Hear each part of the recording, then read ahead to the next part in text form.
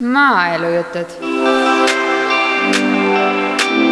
Tere tulemast järjekordsesse maajuttude saate episoodi. Tänane on mõeldud põllumajandustootjatele ja metsandusettevõtjatele, kes soovivad suurendada oma ettevõtete konkurentsivõimet ja plaanivad selleks uuenduslikke lahendusi. Me räägime täna uuest 12. novembril avanevast toetusvõimalusest, mida rahvasuus kutsutakse suur- ja väike projektide meetmeks. Keda saab toetada, millised on tingimused ja kuidas oma idee edukalt teostuseni viia. Minu nimi on Andres Suul, olen Maaelu Teadmuskeskuse innovatsiooniteenistuse juhataja ja mul on väga hea meel tervitada siin stuudios kahte külalist, Gret-Kristel Mällo, nõunik Regionaal- ja Põllumajandusministeeriumi teadus- ja arendusosakonnast, kes räägib meile täna meetme eesmärkidest ja sisust, ja Kersti Pille, PRIA ehk Põllumajanduse Registrite ja Informatsiooniameti toetuste arendamise osakonna teenusejuht, kes räägib taotlemise praktilisest poolest ja PRIA protsessidest. Aga lähemegi siis pikema sissejuhatuseta asja juurde ja Gret, palun räägi, miks see meede on oluline, miks just praegu, miks just sellisel kujul ja millist probleemi lahendab? Väga palju küsimusi ühe korraga. Tere, aitäh. Tegu ei ole uue meetmega, selles suhtes, et siin on varasemalt ka mitu perioodi olnud. Me oleme olnud väga edukad, on olnud palju taotlejaid ja taotlejaid on olnud ka kohe nii palju, et alla poole on saanud tegelikult rahastuse. See näitab nagu seda tausta, miks meil seda vaja on. Mis meetmega on tegu, see on innovatsiooni koostöömeede. Mõeldud on see ettevõtjale, põllumajandussektori ettevõtjale, sobivad ka toit ja ka metsandus, nagu sa ütlesid.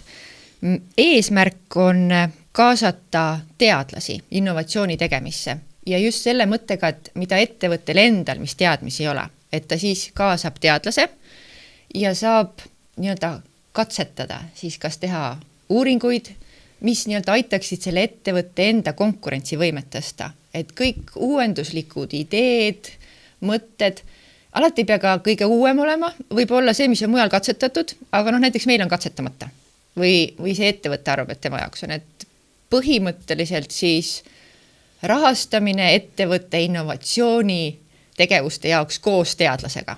Ja see on oluline, et teadlased peab kaasama. Üksi ei saa teha. Et see on see koostöömeede.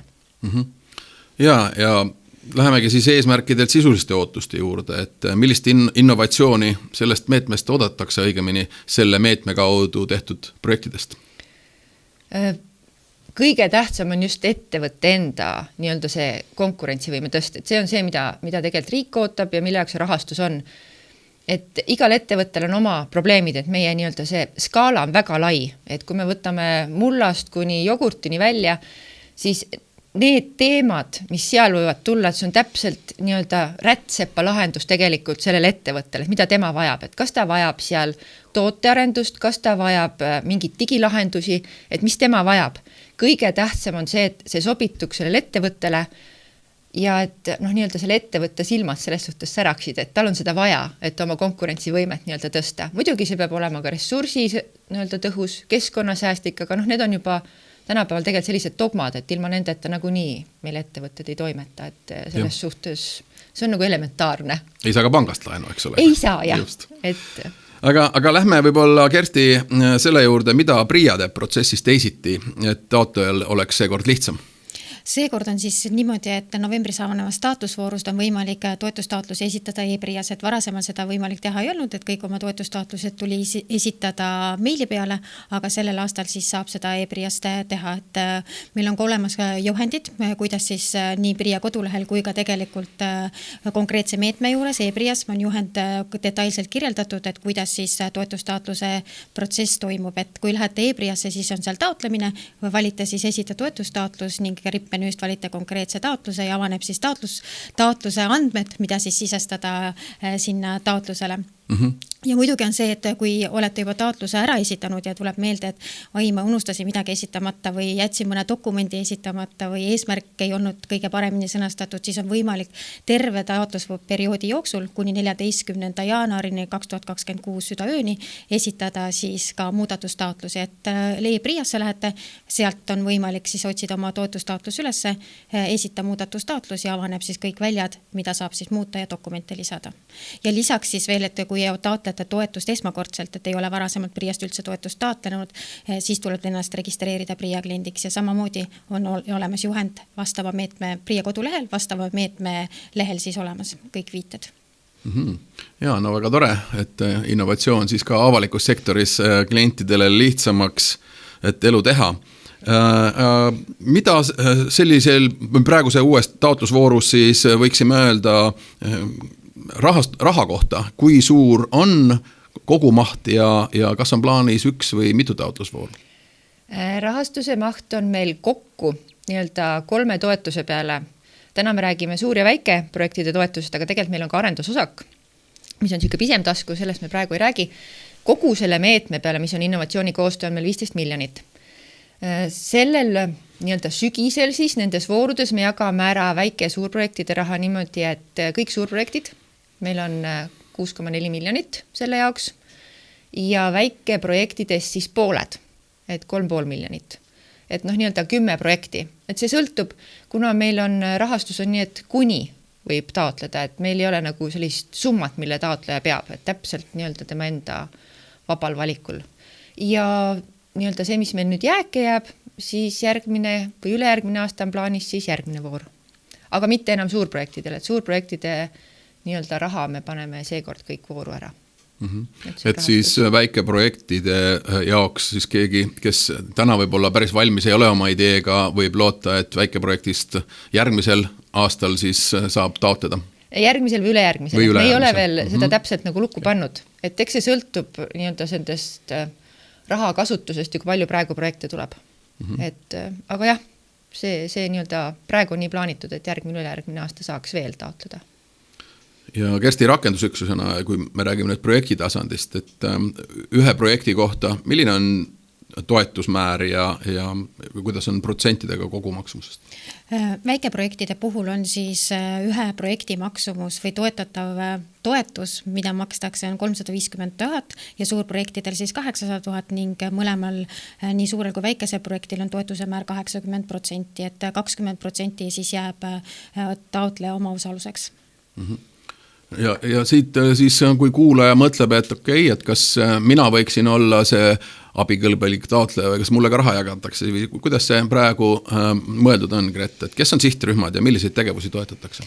Sihtrühm on ettevõtja, et meil on toetus ettevõtjatele. Nad peavad küll teadlase kaasama, aga nii-öelda see ei ole mõeldud teadusprojektide rahastamiseks, et ikkagi on ettevõtja. Sel perioodil on see erisus, väga hea, et sa küsisid seda, et meil ei ole enam EMTAK-i järgi, et kes meil taotlejad on. Et meile võivad taotlejaks tulla põllumajandus, võib tulla digi, et oluline on see, et see tegevuse eesmärk oleks põllumajandus. Et sinna lähevad need EMTAK-id, mis meil on ilusti nagu määruses välja toodud. Aga kes seda tegevust teevad? Et see on meil praegu vaba. Et proovime nii-öelda paindlikumat lähenemist ja kes sinna saavad tulla?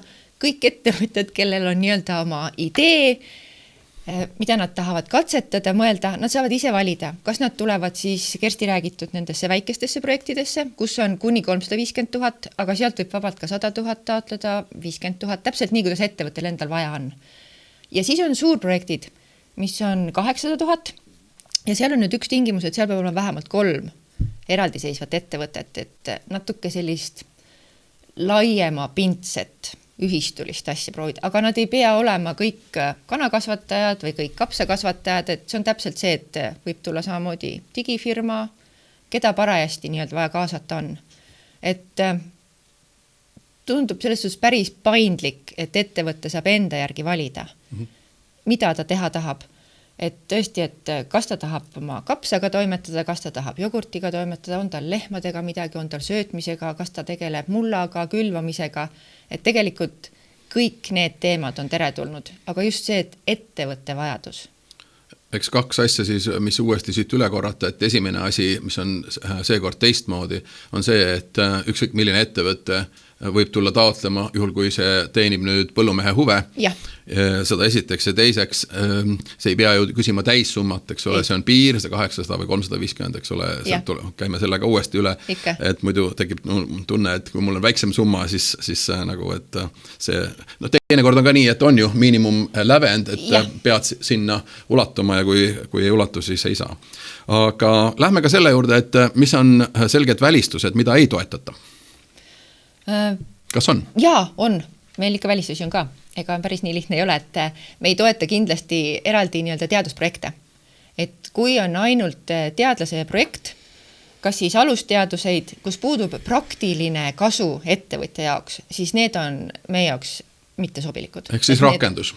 Meil on ikkagi rakendus ja see peab olema nii-öelda ettevõttes ka rakendata, mida nad teevad. Et see ei saa jääda lihtsalt paberile, et see ei tähenda kirjandusülevaate tegemist selle raha eest, et just ettevõtta nii-öelda praktilised asjad, mida tehakse siis põllus, laudal, tööstuses, et need on nagu, mida ei lubata, kui sa mõtlen, et mis on abikõlbmatud tegevused, kõik, mis ei puutu nagu ettevõttesse ja abikõlbmatu, kui nüüd kulu suhtes mõelda, on ka see, et need tavakulud, et kui ettevõttes ma kogu aeg künnan ja külvan, siis tegelikult meie jaoks on sobilikud need kulud, mis just selle projekti raames tehakse.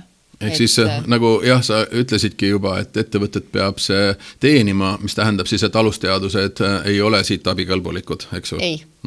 Ja lihtsalt võib ka olla rakendusuuring, aga kui ta ei puutu nagu ettevõttesse, kui seal ei ole nagu ettevõtted näha, et selleks ettevõttele kasulik, siis need on ka, need ka ei sobi. Et tegelikult see ettevõtte on meil hästi oluline.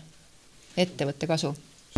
Ja kas on veel mingeid asju, mis on välistatud või millised kulud on abikõlbmatud? Ja, on veel abikõlbmatuid kulusid, et me soovime, et kui ettevõtte teeb oma tegevusi, et ta pigem näiteks rendiks mingeid seadmeid, et ta ei hakkaks ostma. Ja et kui põllumees küsib, et mis innovatsioon see on, et ma siit koppa osta ei saa, tõesti koppa siit osta ei saa. Et need on nagu abikõlbmatud, et kõik need kulud peavad olema selle tegevusega seotud. Et kui ma mingit nagu sellist praktilist näidet on, et me võime ju nii-öelda projekt võib olla seotud lehmade ja lüpsmisega, aga samal ajal, kui tahetakse osta sõravärkimise pukki, mis tegelikult teemasse ei puutu, siis see on abikõlbmatu. Et tundub küll, et üks lehm ja et kas sõravärkimine või piimatootmine, aga tegelikult väga oluline on see, et mis on täpselt selle rakenduse nii-öelda osa või mis selle tegevuse juurde kuulub. Otseselt vältimatult vajalik. Jaa, selles suhtes, et sinna lähevad tegelikult ka kõik seemnete kulud, nii-öelda abimaterjalid, mis sul on laboris vaja.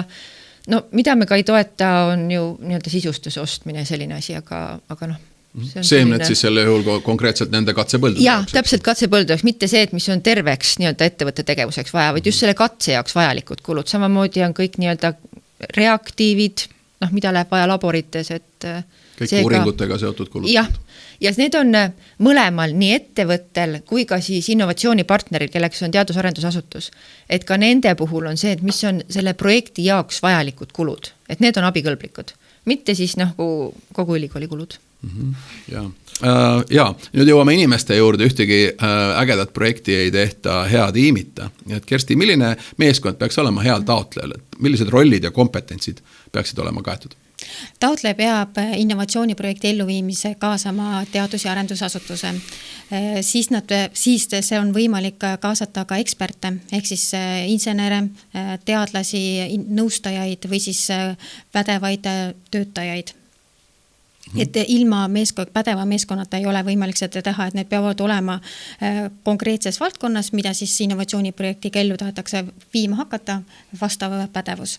Et tegelikult on ka see üks hindamiskriteeriumitest, mida hinnatakse, et pädevad osapooled. Ja. Okay. Ja tiimi hinnatakse ju ka. Me hindamisest räägime pärast täpsemalt.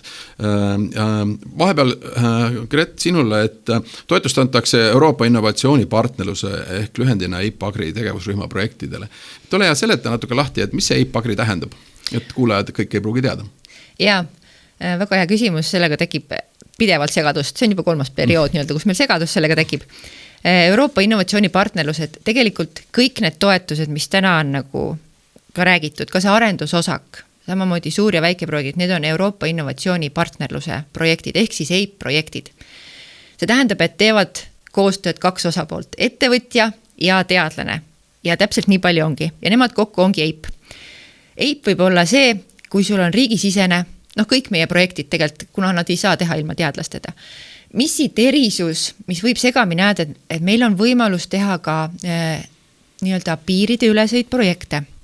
See tähendab, et kui meil on Eestis oma töögrupp, ettevõtja ja teadlane ja meil on näiteks Soomes või Lätis samasugune töögrupp, kellel on üks eesmärk, selles suhtes, et nad riigid saavad omavahel täiendada, siis on võimalus ka taotleda niimoodi rahastust, et Eesti grupp saab meilt rahastuse, Soome grupp saab sealt rahastuse, aga see eesmärk, mida nad nii-öelda teevad, ükskõik mis neile sobivas valdkonnas, siis see on neil üks, nad täiendavad üksteist.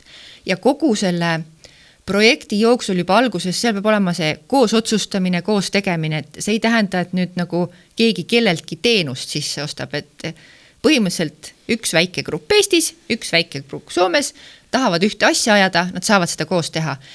Meil ei ole määruses eelistusi nendele, et kes tahavad nüüd piiriülest või rahvusvahelist teha, et see on jäetud ka täpselt samamoodi vabaks, et kui ettevõte näeb, et tal on sellest kasu enda jaoks, et tema konkurentsivõimel on see kasulik. Ja kui tal on need partnerid mujalt võtta, et tal on seda vaja, siis see on lubatud, et meil nii-öelda Soome ja Lätiga on väga hea koostöö. Meil on ühel ajal ka nii-öelda voorud lahti. Varasemalt meil on olnud ka erivoor, aga ütleme ausalt, ega ettevõtetel väga huvi ei olnud. Aga me ei ole seda võimalust ära võtnud, et kui nad ikkagi tahavad, siis nii-öelda meie poolt on kõik võimalused ka seda moodi piiri üles teha. Siin võib nüüd sassi minna ka sellega, et kui ettevõte kaasab omale teaduspartneri, innovatsioonipartneri, siis ta võib kaasata seda ka väljast poolt. See tähendab seda, et ta on ikkagi EIP, aga see ei tähenda nüüd seda töögruppi mujal riigis, et põhimõtteliselt, kui ma teen nii-öelda oma projekti, mul võib olla Eesti teadusarendusasutus, aga mul võib olla Wageningeni ülikool või Kopenhaageni ülikool või et ma võin kaasata ka mujalt nii-öelda seda teadmist. Samamoodi neid eksperte, mida Kersti välja tõi, et neid võib samamoodi kaasata mujalt riikidest. Et kui sa näed, et sinul on seda vaja nagu ettevõttena, siis need võimalus on taga olemas. Et võimalikult lai. Siin ilmselt tuleb rõhutada veel seda tegelikult, et kuigi on taotlusvoorud natuke sarnased, on seal siiski erisusi ja kuigi siis sa võid ajada isegi oma Soome või Läti või Leedu partneriga samasugust asja, siis siiski need taotlusvoorud erinevad ja iga projekt taotleb ise ja vastutab ise, et siin sellist ülepiirilist segadust ei teki. Ei, see on ikkagi, et nii-öelda meie rahastamine seda, mis toimub Eestis, nii-öelda meie ettevõtte juures, nemad rahastavad, mis seal on.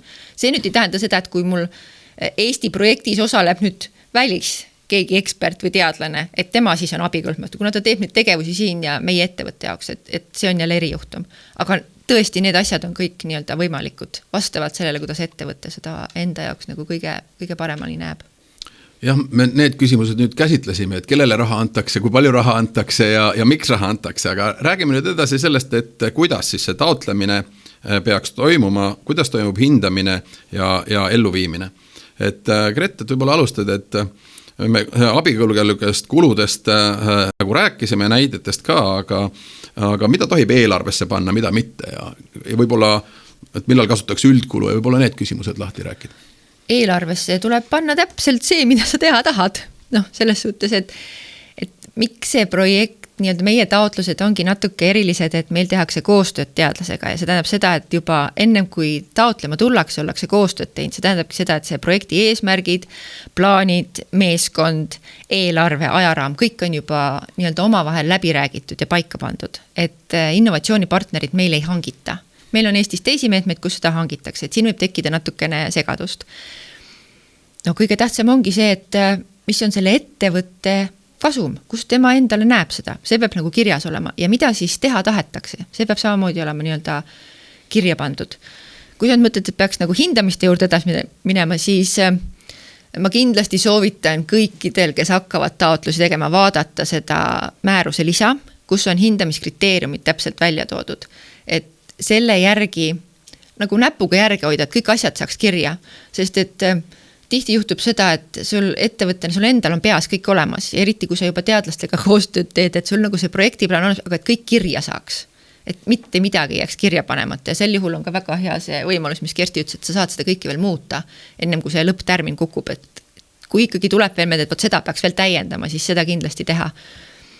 Nii, ja hea, et sa sellele viitasid, et see lisa on ka, et nagu määruse seletuskiri ja lisa, eks ole, need kõik on PRIA kodulehel, me kohe sinna juurde jõuame, et Kersti PRIA hakkab toetusskeemi rakendama, nagu me sellest rääkisime, info on juba kodulehel väljas, et tuletame korraks uuesti meelde, nagu sa mainisid kuupäevi, aga millised on peamised kuupäevad, milline on ajakava nüüd ja esitamise viimane tähtaeg on 14, aga kuidas tema otsuseid planeerite ja millal võib siis projektide elluviimine alata? Nagu varem öeldud, siis 12.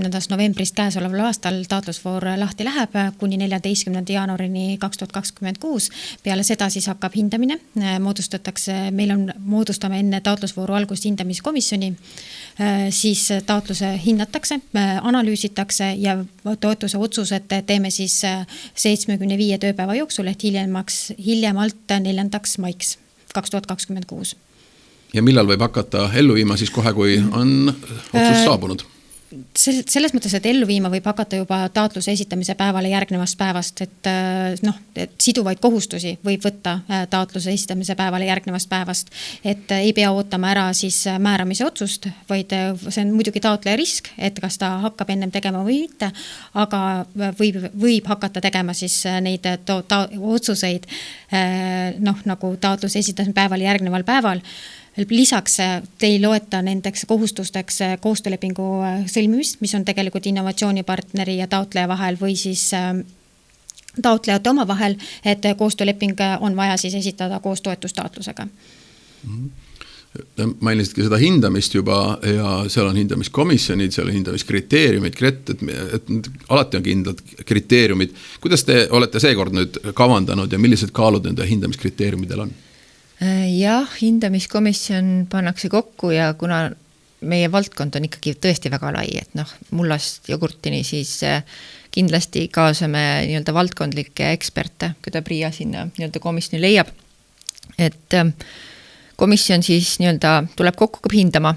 Hindamises on ka seekord natukene muudatusi, et meil on 3 kriteeriumi, et kõigepealt on siis selle innovatsiooniprojekti mõju meetme eesmärkidele. See on seesama, mis me alguses ütlesime, et kuidas siis ettevõtte konkurentsivõime kasvab, kas see on ressursi ja säästlik ja keskkonnatõhus ja need asjad. Siis on teine, millest oli palju juttu, või mitte vist väga palju, aga Kersti ka siin mainis, on see meeskond.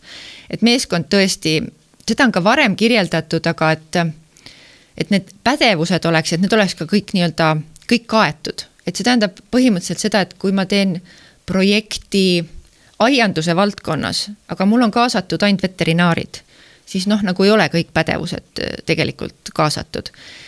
Et just nii ettevõtja kui ka teaduspartner, et nad saavad näidata ära selle kogu nii-öelda selle meeskonna, et mis etappides ja kuidas nad on nii-öelda planeerinud selle asja, et eks see meeskond ongi kõige olulisem ju, kellega seda ellu viid.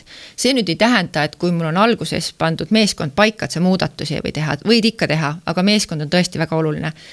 Ja 3. kriteeriumina on siis projekti kvaliteet. See meil on uus, selles suhtes, et sisult ta küll ei ole uus, aga nii-öelda väljendusena on ta uus. Ja see tähendab seda, et kui hästi see projekt on siis ka nii-öelda arusaadav, kui hästi on ära kirjeldatud, kuidas see ettevõtte konkurentsivõime nii-öelda kasv toimub, et mis on ka ettevõtte edasised plaanid, et kui hästi see kõik kirjas on, et see on mõnes mõttes see sama, mis ma enne ütlesin, et sul võib mõte olla ettevõtjal nii-öelda peas, aga pane see kirja ja et kui hästi see kõik on nii-öelda kirja pandud. Osakaaludest nii-öelda innovatsiooniprojekti siis mõju eesmärkidele, see on kõige suurema kaaluga, see on 40%, meeskond on 35 ja siis kvaliteet on 25. Mis sinna nii-öelda nendesse hindamiskriteeriumitesse nii-öelda peab ka ära mahtuma, on ka nii-öelda see välispartnerite kaasamine. Varasemalt meil oli eraldi nii-öelda hindamine, et kas on kaasatud välispartnerid või ei ole. Seekord me seda ei teinud, et see on jälle, et me ei sunni kedagi kaasama. Et ma arvan, et meil on Eestis ka väga häid teadlaseid, et nii-öelda see on nagu valikuvõimalus ja eraldi kriteeriumina ei ole ka keskkonnamõju, et see nüüd on tegelikult nagu lävend, et selle taotlusvooru eesmärkides on, et seda enam ei hinnata, aga see teoreetiliselt tuleb siit nagu nii välja, et arvestades meie sektorit ja ettevõtted, nad on nagu nii ressursitõhusad. Alati me teame, et ilm on üks selline meeskonnaliige põllumehel, kes mõnikord otsustab teha midagi muud kui teised liikmed ja siis on kõik asi tagurpidi. Kersti, mis siis saab, kui projektis taolisi muudatusi on vaja teha? On vaja näiteks tähtaegade pikendamist, on vaja tõsta ümber mingeid eelarveridu või lausa vahetada partnereid, et kuidas sellisel juhul selles meetmes nüüd peaksime toimima? Nii nagu varasemalt on taotlejal alati võimalus esitada muudatustaotlus, kui on näha juba, et ilm on väga kehv olnud, ei ole oma katseid saanud ellu viia, siis määrusest on võimalus 1 aasta võrra pikendada oma projekti. Aga muidugi tuleb seal ette 30 juuni 2029, et kuni selle ajani siis saab oma projekti ellu viia, et tegelikult on muudatustaotlust, et iga muudatus peab olema siis ka kooskõlastatud PRIA-ga, et kui tehakse ja need ette nägematud olukorrad ette tulevad.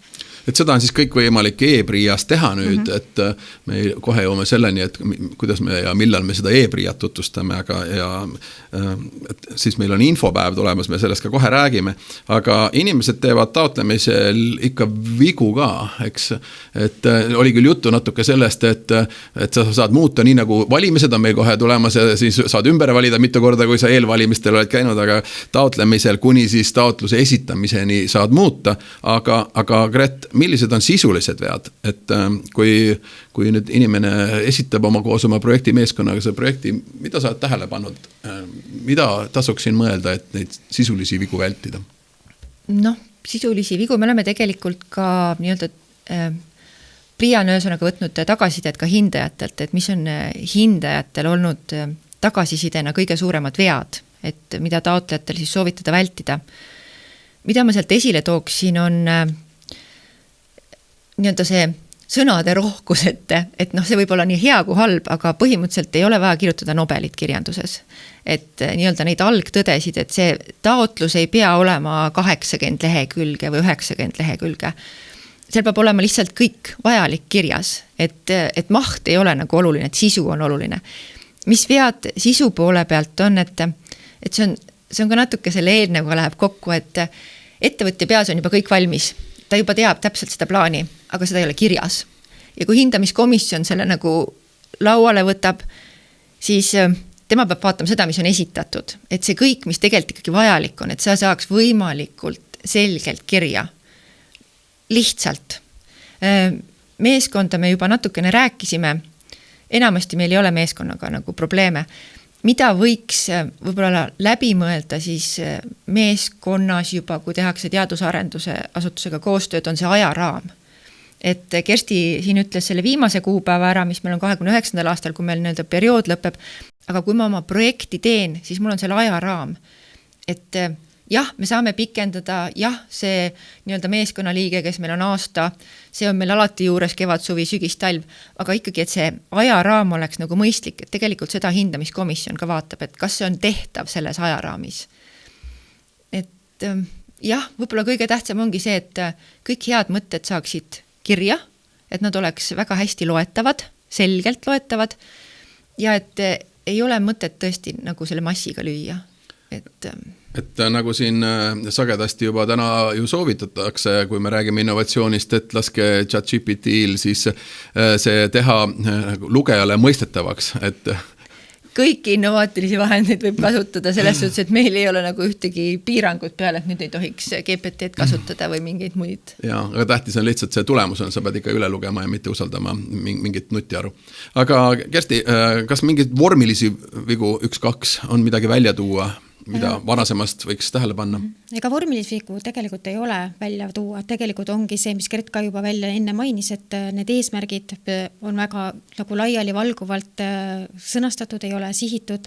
Ta samamoodi ka eesmärgid ja tegelikult ka need tegevuste kulutuste sisu, mis teevad PRIA-le ka väga palju järelepärimisi, ongi, et ei saa aru, mis kulutusele toetust taotletakse või mis selle meetme eesmärk või mis selle projekti eesmärk on ja need saavutatavad tulemused. Et need on need põhilised, millega tekivad ka järelepärimised.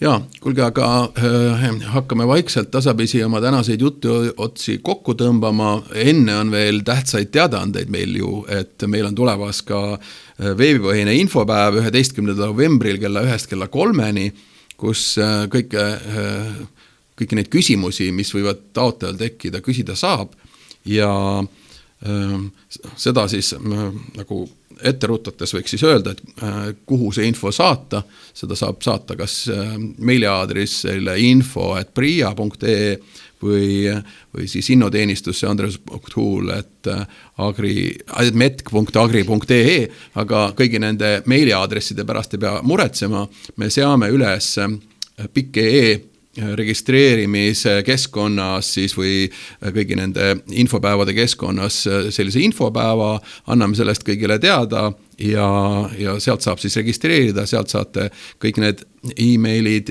täpsemalt, siis aadressid täpsemalt teada. Lisaks veel, mida me tahame öelda selle infopäeva kohta, mis tulemas on ja selle info kohta, mida me kavatseme siis Pria kodulehel üles panna?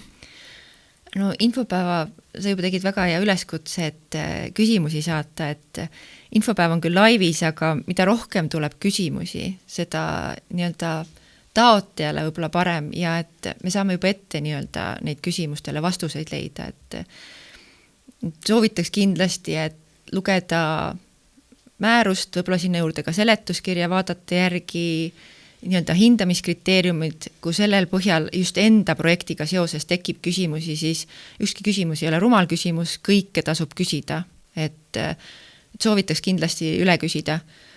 Ja ma ei tea, kas see nüüd nagu, see veel ei ole päris lõppsõna, aga mina soovitaks ikkagi nii-öelda, et kui on nagu tehnilisi küsimusi, siis Pria käest ja kui on sisulisi küsimusi, siis innoteenistuse poole pöörduda, et siin nii-öelda reklaamipausina, et innoteenistusel on väga head suhted võrgustikuga, mis meil on ja võrgustikus on väga palju infot, et kust saab partnereid nii-öelda ka mujalt Euroopast, et kui ettevõtte ise täpselt ei tea, siis kindlasti tasub pöörduda ka sisu poole pealt ja võrgustikku, mis ma tahaks esile tuua, on ka see, et võrgustikku on pandud ka varasemate perioodide projektid ülesse, need on maainfo lehe peal ja sealt ka kindlasti vaadata, et mida on varem tehtud, et seal on väga hästi üleval nii taotlused kui ka lõpparuanded, et kas või mõned neist üle vaadata oma valdkonnas, et see annab ka nagu sellise hea tausta, et mida siis tegelikult on vaja, mida nii-öelda soovitakse.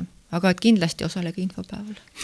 Ja Kersti, meil on kokkulepe praegu selline, et ka need küsimused, millest juttu oli, et me tekitame sellise korduma kippuvate küsimuste keskkonna, kus see täpsemalt siis seal Pria lehel asuma hakkab? Korduma kippuvad küsimused hakkavad olema siis konkreetse meetme kodulehel, seal abiks taotleja juures, kuhu, kui tulevad kõik küsimused Priasse või Metki või ministeeriumisse, kogume need kokku ja paneme siis, tekitame sellise ühe faili meetme juurde, et oleks võimalik ka siis juba enne taotluse esitamist minna neid vaatama, neid küsimused, mis on tekkinud. Ja 11. novembril siis see taotlusvooru infopäev toimuma hakkab ja Pria seal siis e-Pria taotlemist ka näitab samm-sammult. Ja see ei ole veel kõik, eks ju. Lisaks paneme me sinna samasse keskkonda Priasse üles ka järelvaatamise selle infopäeva salvestamise, et kui tõesti mõnel inimesel see konkreetne kuupäev ei sobi, siis on võimalik seda järgi vaadata ja kui on juba teada mingid küsimused ette, siis kas saata need küsimused ette lihtsalt ja need vastatakse selle infopäeva käigus või siis saate oma vastuse kirjalikult. Võtan siis jutu kokku. Hea ettevõtja, kui soovid oma uuenduslikule ideele hoogu juurde, siis külasta Pria kodulehte suur- ja väikeprojektide toetus 25 ja tutvu määruse seletuskirja ja hindamise juhendiga. Tule osale 11. novembril infopäeval ja hakka juba praegu mõtlema oma projektile. Usinemad on kindlasti juba pool projekti valmis kirjutanud, kui mitte terve, aga võib ka seal mingeid küsimusi tulla. Kõigile nendele küsimustele me vastused 11. novembril anname. Info leiate Pria kodulehelt selle infopäeva kohta ja pikk.ee-st. Küsimused on siis teretulnud kõikidel nendel e-posti aadressidel, mida me sinna üles riputame. Ja mida siis kokkuvõtteks öelda? Head taotlemist! jah, häid projekte, et ettevõtete siuke konkurentsivõime ja innovaatilised mõtted, et jõuaksid koos meie teadlastega siis nii-öelda päris rakendusse ka. Just, häid projekte ja jõudu taotlemisel. Ja aitäh meid seekord kuulamast, kui see episood tundus sulle kasulik, jaga seda palun ka oma sõbraga, jaga ka seda infot, et ükski infokild ei läheks kaduma ja kohtumiseni juba järgmises saates Maajutud.